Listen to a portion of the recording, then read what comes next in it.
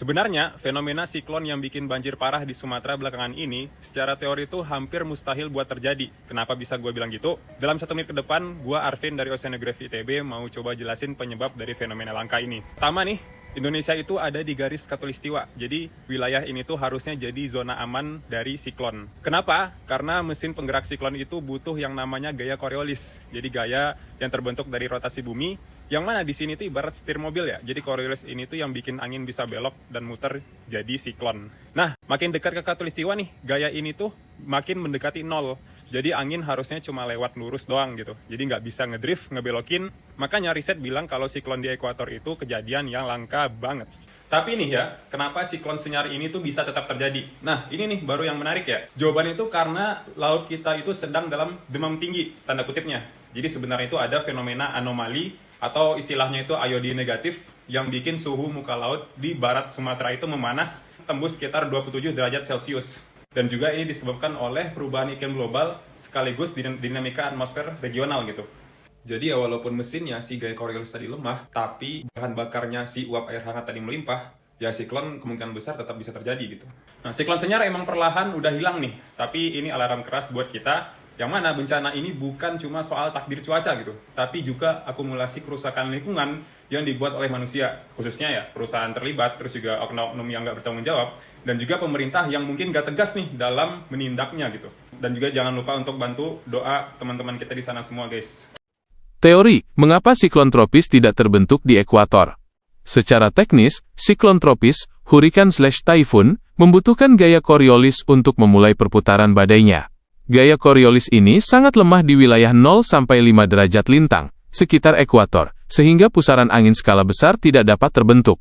Inilah alasan utama wilayah Indonesia secara historis bebas dari badai siklon tropis langsung. Realita, dampak akumulasi pemanasan global. Meskipun tidak dilintasi siklon, Indonesia sangat terdampak oleh efek domino pemanasan global. 1.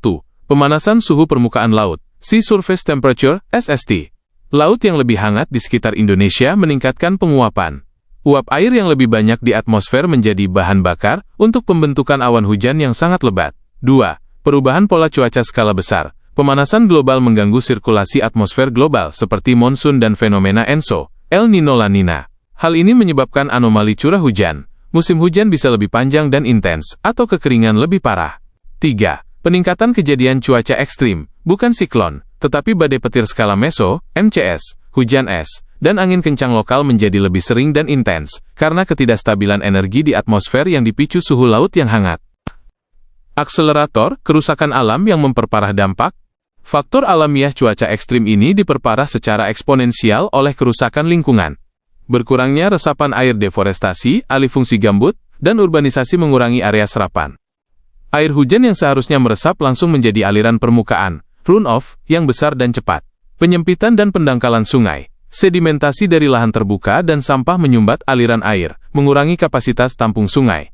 Hilangnya benteng alami, pengurangan hutan mangrove di pesisir dan vegetasi di hulu, menghilangkan pelindung alami dari banjir rob, longsor, dan erosi. Kesimpulan, bom waktu cuaca dan lingkungan. Jadi, yang terjadi adalah sebuah bom waktu kombinasi. Pemanasan global menyediakan bahan peledak berupa uap air dan energi untuk hujan ekstrim. Kerusakan lingkungan membuang sistem peredam alami, hutan, resapan. Ketika hujan ekstrim itu datang, tidak ada lagi yang bisa menahan dan menyerapnya dalam skala cukup besar, sehingga terjadilah banjir besar yang merusak.